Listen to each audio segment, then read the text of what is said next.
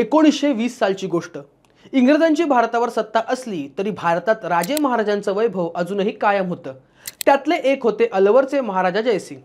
हे महाराज इतके श्रीमंत होते की त्यांच्या पुढच्या 7 पिढ्या फक्त बसून खाऊ शकल्या असत्या। आलिशान गाड्यांचा त्यांना जबरदस्त शौक होता। एकदा असंच ते लंडनला फिरायला गेले।